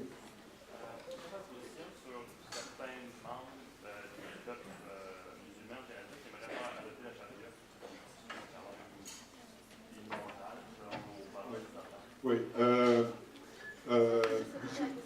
Alors, on demande que ce que je pense de certains musulmans qui, au Canada, veulent imposer la charia. La charia qui est un système légal propre aux minorités musulmanes. Alors, tu sais, je suis pas... J'ai dit tantôt qu'il faut leur donner des fois un système légal en propre, mais est-ce que, ça c'est pour les peuples surtout, pour une minorité, un fragment minoritaire de peuple comme la minorité musulmane qu'on trouve au Canada, est-ce que c'est légitime d'imposer un système légal qui prendrait la forme de la charia qui impose tout un ensemble de contraintes qui sont totalement discriminatoires à l'égard des femmes. Mais j'ai bien dit, tantôt, je l'ai répété à l'instant, que les peuples peuvent avoir leur propre constitution. C'est correct s'ils l'ont, mais pas au point de violer les droits et libertés fondamentaux. Donc pour moi, la charia, c'est compliqué parce qu'il y a 7 sortes de charia. En gros, là, la charia, c'est la plupart du temps quelque chose qui va à l'encontre du droit fondamental des femmes. Et en ce sens-là, là, on ne peut pas accepter un système légal comme ça. Mais vous avez raison de dire certains musulmans. Ce qui se passe depuis 2001 et depuis une politique d'immigration au Québec notamment, mais pas seulement au Québec, un peu partout à travers le monde, une immigration musulmane assez marquée. Et le fait que les femmes de la communauté musulmane, en assez grand nombre, pas toutes, mais plusieurs, portent des signes ostentatoires religieux comme un voile, ce qui s'est passé, c'est un ostracisme, une stigmatisation, une xénophobie, parfois versant dans l'islamophobie et le racisme à l'égard des citoyens issus de ces communautés-là. Et le discours qui est venu appuyer un peu la Charte des valeurs québécoises allait un peu en ce sens-là, malheureusement, en disant les islamiques vont nous rejoindre ils vont nous attaquer avec leur islam politique et c'est une invasion qui est à nos portes et il faut alors absolument empêcher ça. Comment? En leur interdisant de porter le voile dans les officines de la fonction publique. On se demande le lien. On enlève le voile à toutes ces femmes-là. Oups! L'islamisme radical va disparaître? Bien sûr que non. Non seulement il ne va pas disparaître, il n'est pas là. C'est une menace qui est malheureusement une tentative d'entretenir des visions mythiques de l'autre. L'autre qui est l'étranger qui va nous envahir. Dans mon très jeune temps, c'était le péril jaune. Les Chinois allaient nous envahir, tu comprends? Au 19e siècle, c'était les Juifs qui s'intègrent à aucune société et qui ne veulent rien savoir de nous. La juiverie. Et il y a des grands philosophes au 20e siècle qui ont tombé dans une idéologie qui entretenait cette vision de l'autre, juif comme de l'étranger, et y compris Martin Heidegger, dans des écrits qui sont en train d'être publiés en ce moment. Les écrits noirs de Martin Heidegger sont accablants pour ce philosophe. Donc, il faut faire très attention. On ne veut pas de violation des droits et libertés. On ne veut pas d'un système qui implique que les femmes sont traitées de manière injuste. Mais on ne veut pas non plus céder à la panique de la vision de l'autre comme un envahisseur, parce que ça, c'est une politique de droite qui est extrêmement dangereuse et qui prédispose au pire penchant sur le plan politique. Là, c'est à votre tour. Votre deuxième droit de travail. Et j'accueillerai d'autres questions encore s'il y en a d'autres après. Oui. Pour revenir dans l'autodétermination, il y a quelque temps, la nation Atikamekw s'est Ah oui. elle a pris position Tout en à fait. disant nous reprenons nos droits sur ce territoire donné l'autre. Exact. Les coupes forestières, tant aussi longtemps que les compagnies forestières n'auront pas négocié de bonne foi et s'être entendues avec nous afin de permettre une liberté économique par rapport à ce peuple-là, Tout à fait. qui vit avec un taux de chômage autour de 67%. Le ministre Couillard, qui se trouve être le premier ministre du Québec, a dit la nation Atikamekw n'a aucune légitimité dans ses demandes et sa proclamation d'autodétermination par rapport à cette partie du territoire-là est nulle. Qu'est-ce qu'on devrait faire? Ah, là, c'est un sujet. Voyez-vous, quand on dit, c'est de la théorie, là, c'est un moment philosophique plat, cet après-midi, là. Une population autochtone, Atikamekw, sur le territoire du Québec, est traitée comme du poisson pourri, parce qu'on se fout de ces questions. Alors, là, je m'énerve, je m'emballe, mais c'est rien. Si ça durait une autre demi-heure, je ne jure de rien. C'est extrêmement grave de ne pas s'intéresser aux réclamations des peuples. Et nous, au Québec, on a la même responsabilité. Là, en ce moment, il faut dire, l'État qui est fiduciaire des peuples autochtones, c'est l'État fédéral. C'est vrai que depuis 1971, quand il y a des négociations, c'est l'État fédéral, le peuple autochtone et le peuple provincial qui s'en mêlent. Mais c'est d'abord avant tout l'État fédéral. Ceci dit, moi, qu'est-ce que je pense des réclamations des peuples autochtones? Jusqu'à présent, c'est inacceptable parce que les peuples autochtones ont des droits collectifs qui sont des droits ancestraux. Et la tradition veut que, et ça a été ça partout au centre du Canada, quand on a construit les chemins de fer, on a demandé aux peuples autochtones d'éteindre leurs droits. Ils n'ont plus de droits en tant que tels, puis ils leur ont donné une compensation. Alors, il n'y a plus légalement de recours pour tous les peuples qui se trouvent au centre du Canada. C'est en Colombie-Britannique et au Québec, aux deux extrémités, que là, il y a encore des peuples qui peuvent faire des réclamations.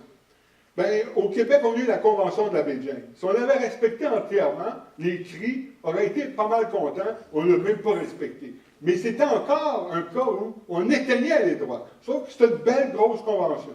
Mais enfin, on éteignait les droits. Ça, c'est inacceptable à mon avis aussi. Ce qui s'est passé comme nouveauté depuis ce temps-là, et ça a été dans une offre faite aux Inuits, qui m'apparaît là beaucoup plus intéressant. Vous, les Inuits, dans l'offre en question, vous avez le droit, un droit de propriété au sens le plus habituel du terme sur un territoire. Vous êtes propriétaire de ce territoire. Vous allez avoir un gouvernement autonome sur ce territoire. Vous allez avoir un droit de participer au développement et à la cogestion des mines et des forêts sur un beaucoup plus gros territoire que le territoire de votre gouvernement autonome. Puis vous allez aussi, sur ce territoire-là, avoir un droit de chasse et de pêche à des fins de subsistance. Donc, sur le territoire historique très grand, qui est presque le tiers du Québec, ils ont un droit proposé de cogestion des mines et des forêts et c'était ça la proposition, et de chasse et de pêche. Et tout ça, c'est ce que l'on entend par le droit ancestral que vous avez. Mais même si on définit le droit ancestral de cette manière, c'est une définition qui ne fait pas disparaître votre droit ancestral. Puis en vertu de ce droit ancestral, vous pourriez, dans 10 ans, 20 ans, avoir d'autres éléments à rajouter que ceux qu'on vient d'énumérer. Ça, c'est une proposition qui a été faite aux Inuits, mais avec raison, certains Inuits, il y a 9 peuples Inuits. Il y a 11 communautés Inuits. 11 communautés. Cette spécification, elle n'a pas été faite à l'ensemble des Inuits, mais aux Inuits de Pointe-Bleue, Décipit, Pessamit, voilà, Pleutenant, qui s'était retiré après ça à l'époque, et Natashquan. Moi, tu peux me corriger, mais ce que j'ai entendu dire, c'est que les autres ne voulaient pas rien entendre de cette proposition, peut-être avec raison. Ils se méfiaient d'un autre piège des Blancs, semble. Alors, il n'y a pas eu une unanimité au sein de l'ensemble des communautés. C'est ce que j'ai entendu dire, mais là, je sais. Le problème qui s'est passé, c'est les autres communautés, comme Mingan, Natashquan, Zaromen, Saint-Augustin, et Chefarville. Leur organisme qui s'occupe de gérer les négociations territoriales a été dissous par le gouvernement provincial qui lui refusait de remettre le 45% des budgets. Alors, tu sais, moi, je ne vais certainement pas ici nier les magouilles et les manœuvres de nos gouvernements qui ont tendance à nier les droits des peuples autochtones. Je vous dis juste que quelle sorte de reconnaissance à l'autodétermination interne des peuples autochtones je serais prêt à envisager. Je vous ai énuméré comment je verrais ça. Dans la mesure où on n'est pas capable d'implanter ça, on perd beaucoup de légitimité, nous, au Québec. On veut être reconnu comme peuple, on aurait au moins la décence de reconnaître les peuples minoritaires sur notre territoire. Je n'aperçois pas d'autres questions. Alors, je vous salue, je vous remercie.